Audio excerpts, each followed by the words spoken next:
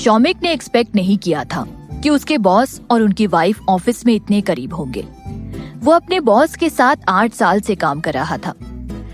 उसकी नजर में चिराग बहुत सेल्फ डिसिप्लिन्ड, क्लियर, एलिगेंट और स्ट्रिक्ट था। उसकी प्राइवेट लाइफ बहुत क्लीन थी। उसे आज तक किसी लड़की की जरूरत नहीं पड़ी थी। उसके आसपास हमेशा एक पेशेंट वाइब रहती थी, जिस वजह से शौमिक की आंखों में चिराग परफेक्शन की चलती फिरती सच्चाई थी। लेकिन अनएक्सपेक्टेडली परफेक्ट लोग भी कभी कभी पूरी तरह परफेक्ट नहीं होते। वहीं दूसरी ओर शौमिक बहुत एम्बैरेस्ड फील कर रहा था। उसने हकलाते हुए कहा, बॉस, वो मार्केटिंग डिपार्टमेंट की रिपोर्ट है जो आपको अभी अप्रूव करनी है। Leave and close the door, Chirag ने सिंपल वे में कहा। अनिका ने अपने पास खड़े चिराग को शौमिक की ओर घूरते हुए देखा और तभी अचानक उसे अपनी दुनिया घूमती हुई महसूस हुई और वो हैरान रह गई। चिराग ने उसे अपनी बाहों में उठा लिया और उसे ऑफिस के रेस्टरूम में ले जा रहा था। शौमिक ने जल्दी से ऑफिस का दरवाजा बंद कर दिया। उसकी नजर में परफेक्ट चिराग, जो अभी अभी अपनी ये साइड उसे दिखा रहा था, उसका मैसेज जाहिर था, मैं अपनी वाइफ के साथ हूँ अभी, मुझे परेशान मत करो। वहाँ खड़ा मार्केटिंग मैनेजर भी दरवाजे को घूरते हुए हैरत में खड़ी थी। वो रिएक्ट करना ही भूल गई थी। करीबन 30 सेकंड बाद उसने चुपचाप शौमिक को गुड बाय कहा और किसी को बुलाते हुए लिफ्ट की ओर चली गई। वो कहने लगी, हे रिया, ओह माय गॉड, तुम यकीन नहीं करोगी मैंने अभी अभी क्या देखा। हमारे बॉस ने अनिका को अपनी बाहों में पकड़े रखा था। हाँ, वही अनिका। वाओ, काश तुमने भी बॉस को उस वक्त देखा होता। उनकी बॉडी इतनी डैशिंग लग रही थी, उनका हैंडसम चेहरा इतना प्यारा लग रहा था और वो अनिका को किस कर रहे थे। चिराग अनिका को रेस्टरूम में ले आया और अनिका को बेड पर बैठा दिया। अनिका ने चिराग की शर्ट की कॉलर को पकड़ते हुए उससे पूछा, तुम्हें काम नहीं करना है? अनिका नहीं चाहती थी कि उसकी वजह से चिराग के काम में नुकसान हो। No work, wife is more important. Chirag नीचे झुककर अनिका की हाई हील्स निकालने लगा और उसने अनिका के पैरों को बेड पर रख दिया। वो नहीं चाहता था कि अनिका के पैर ठंडी जमीन पर पड़े। अनिका अपनी सोच में खोई हुई थी। क्या चिराग ने अभी अभी उसकी हील्स निकाली थी? उसके जैसा लड़का किसी लड़की के पैरों को छुए। अनिका भले ही आज के जमाने की लड़की थी, लेकिन वो अपनी मॉम को देखते देखते बड़ी हुई थी। उसके डैड जब भी उसकी मॉम के पैर को छूते थे, उसकी मॉम हमेशा कहती थी कि एक पति उसके पत्नी के पैर नहीं छू सकता, पत्नी को पाप लगेगा। लेकिन अभी चिराग क्या सोच रहा होगा? अनिका सोचने लगी। यहाँ अनिका थोड़ी एम्बैरेस्ड फील कर रही थी। तभी उसके कंधों को चिराग ने पकड़ लिया और उसने कहा, वाइफी, अब जो कि तुम मेरे दरवाजे तक आ ही गई हो तो लेट्स किस। चिराग ने अनिका के होठों पर किस किया। अनिका की बॉडी बर्फ की तरह जम गई। उसने अपनी आंखें कस के बंद कर ली। उसके हाथ कांपने लगे और उसने चिराग को गले लगा लिया। चिराग अनिका के बालों को सहलाते हुए उसे किस करने लगा। अनिका को बहुत मदहोशी सी महसूस हो रही थी। चाहे ये लड़का कुछ भी करे, वो हमेशा उसके साथ बहुत कंफर्टेबल होती थी और अपना कंट्रोल खो बैठी थी। ना जाने कितनी देर तक किस करने के बाद चिराग ने अनिका के होठों को अपनी पकड़ से रिहा किया। अनिका का चेहरा पूरा लाल हो गया था। उसने चिराग के सीने पर अपना सर रखा और उसका दिल तेजी से धड़क रहा था। चिराग के दिल की भी धड़कन बहुत तेज थी। वो उसकी धड़कन को महसूस कर सकती थी। अचानक अनिका को कुछ समझ नहीं आ रहा था कि वो क्या करे। चिराग ने अनिका को फिर से अपने गले से लगा लिया।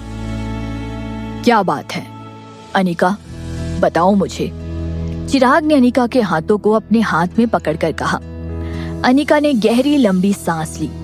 उस रूम का माहौल बहुत शांत था। लॉन्ग टॉक्स के लिए ये माहौल बिल्कुल परफेक्ट था। अनिका ने चिराग की ओर देखते हुए कहा,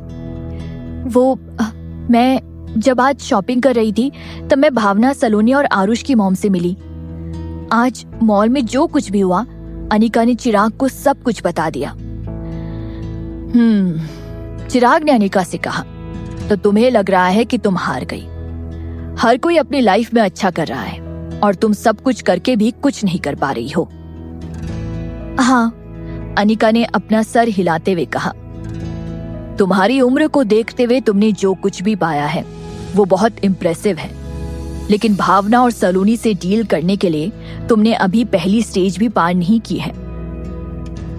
तुम्हें उनकी कमजोरी का पता नहीं है और इसलिए वो अपनी मनमानी करते हुए जो चाहे वो कर रहे हैं। चिराग ने अनिका को पूरी सिचुएशन समझाते हुए कहा, मैं जानती हूँ, लेकिन मुझे समझ नहीं आ रहा है कि मैं क्या करूं। अनिका को कुछ भी सूझ नहीं रहा था। 18 साल के होने से पहले मैं बहुत खुश थी। मेरी फैमिली बहुत खुशी से रहती थी। मेरे पेरेंट्स एक दूसरे से बहुत प्यार करते थे। जब मैं हाई स्कूल में थी तब मैं अपनी पूरी फैमिली के साथ रहती थी। 18 साल होने के पर मैंने अपना पूरा फोकस और अटेंशन यूनिवर्सिटी की एंट्रेंस एग्जाम पास करने में लगा दिया। मैं अपनी पढ़ाई में ही खोई रहती थी। फिर अचानक मेरे पेरेंट्स ने डाइवोर्स ले लिया और मुझे और मेरी मॉम को घर से बाहर निकाल दिया। किसी ने मुझे डाइवोर्स के पीछे की वजह नहीं बताई और ना ही मेरे पास वो वजह ढूंढने का टाइम था कि असल में हुआ क्या था।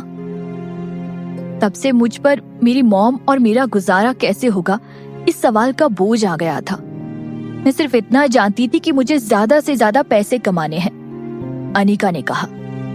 चिराग ने ध्यान से अनिका की पूरी बात सुनी और समझी। उसने कहा, तुम्हारे पेरेंट्स के बीच हमेशा से एक अच्छा रिलेशन था। तुम कह रही हो कि तुम्हें उनके डाइवोर्स के पीछे की असली वजह नहीं पता है। एक्चुअली वजह बहुत सिंपल है। जरूर कुछ ऐसा हुआ होगा जिसने तुम्हारे डैड को बहुत गुस्सा दिला दिया होगा, जिसकी वजह से तुम्हारे डैड मॉम को डाइवोर्स देने पर मजबूर हो गए। अनिका के माथे पर शिकन छा गई और उसने चिराग की चमकती हुई आंखों की ओर देखा और कहा, यू मीन दादी का मेरी मॉम के हाथों सीढ़ियों से नीचे गिरने वाला इंसिडेंट? हाँ, चिराग ने सर हिलाते हुए कहा। इस तरह सोचने की कोशिश करो। तुम्हारे डैड के मन में मॉम के लिए फीलिंग्स थी और तुम्हारी मॉम और तुम्हारी दादी के बीच एक माँ बेटी का रिश्ता था। तुम्हारी फैमिली इतने अच्छे से रह रही थी। अगर तुम्हारी दादी सीढ़ियों से नीचे नहीं गिरती तो तुम्हारे डैड कभी मॉम को डाइवोर्स नहीं देते। वो हमेशा दोनों नाव पर सवार रहना चाहते थे, जिससे उनके पास एक अच्छी फैमिली भी होती और भावना भी। अब जो कि वो लोग इस बारे में बात कर रहे थे तो अनिका को बहुत गुस्सा आ रहा था। उसने कहा, मेरी मॉम कभी मेरी दादी को सीढ़ियों से नीचे धक्का नहीं दे सकती। मैं इस बात को पूरी गारंटी के साथ कह सकती हूँ। मेरी मॉम और दादी के बीच सबसे खूबसूरत रिश्ता था। वो एक दूसरे को सगी माँ बेटी से ज्यादा चाहती थी। 3 साल पहले ये सब हुआ था। मुझे भी कुछ दिनों पहले ही पता चला है। जरूर मेरे मॉम और डैड को इन सब चीजों के लिए गिल्टी फील कर रहे होंगे और इसलिए उन्होंने मुझे कुछ नहीं बताया।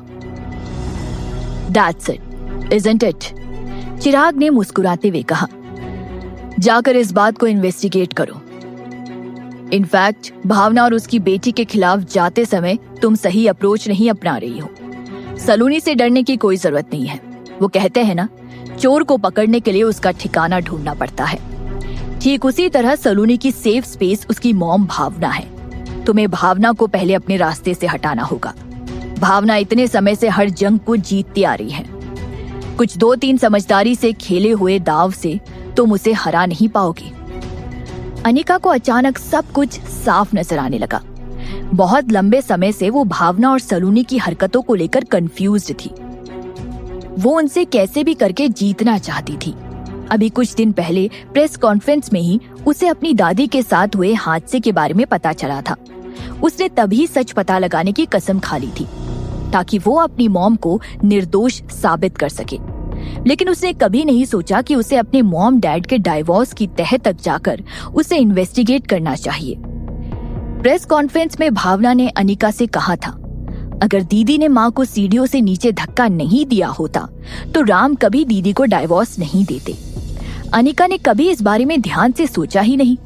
उसके मन में बहुत उथल पुथल छाई हुई थी। वो भावना को कुछ भी करके हराना चाहती थी, लेकिन अनिका चीजों को ढंग से देख नहीं पा रही थी। सही कहते हैं, पानी में किसी नाव को तैराने और डुबाने दोनों की ताकत होती है। राम यही पानी था। अनिका राम को भावना को छोड़ने के लिए मजबूर कर देगी, ठीक उसी तरह जैसे उसने 3 साल पहले मीनल को छोड़ दिया था। बाहर से लोग हालातों को अच्छे से नहीं देख सकते थे जितना अनिका देख पा रही थी। चिराग की बात सुनने के बाद अनिका के मन की उलझन सुलझ गई। लेकिन दादी का इंसिडेंट 3 साल पहले हुआ था। दादी का माइंड अब क्लियर नहीं है। इस मामले को इन्वेस्टिगेट करना आसान नहीं होगा। और इसके अलावा मैं ये दावे के साथ नहीं कह सकती हूँ कि दादी के साथ हुए हादसे के पीछे भावना का हाथ है। चिराग ने अनिका के चेहरे पर पिंच करते हुए हंसकर कहा, सही गैस करना जीत की ओर पहला कदम होता है। You have to believe your first instinct. क्या चिराग और अनिका के चेहरे को पिंच करना इतना अच्छा लगता था? अनिका ने चिराग का हाथ अपने चेहरे से हटा दिया और उसे डांटते हुए कहा, मुझे पिंच मत करो। हालांकि अनिका ने चिराग के हाथ को हटा दिया था, लेकिन फिर उसने कस के उसे गले लगा लिया। चिराग के हाथ बहुत ब्रॉड और वार्म थे और उसके कंधे भी बहुत स्ट्रॉन्ग थे। वो ऐसा लड़का था जो किसी भी लड़की को ऐसा फील करवा सकता था कि वो उस पर डिपेंड हो सकती है। और चिराग की बाहों से ज्यादा अनिका के लिए कोई सेफ जगह नहीं थी। चिराग ने अनिका के गाल को और 2-3 बार खींचा, फिर उसके होठों की ओर देखते हुए कहा, अच्छा ठीक है, तो आई विल किस यू। यू? अनिका ने चिढ़ते हुए कहा। ये देखते हुए कि अनिका सच में बहुत परेशान हो गई है, चिराग ने जल्दी से उसे अपनी बाहों में भर लिया। चिराग की बाहों में आते ही अनिका पिघल गई। उसका चेहरा टमाटर की तरह लाल हो गया और वो अपने पैर पटकने लगी। चिराग ने अनिका को सहलाते हुए कहा, भावना जैसी चालाक औरत के तरीके भी उसी की तरह घटिया और गंदे होंगे। अगर तुम्हें दादी के साथ हुए हादसे के बारे में पता लगाना है तो तुम्हें सबसे पहले दादी को अपनी ओर करना होगा। अगर कोई गलत करता है तो उसे हमेशा अपना राज सामने आने का डर होता है। अगर तुम दादी को अपने साथ ले आई तो भावना चैन से नहीं रह पाएगी, ना ही उसे ढंग से नींद आएगी और ना ही वो चैन से जी पाएगी। दादी को अपने साथ ले आऊं? Subscribe now and press the bell icon. Never miss an update from Tips Official.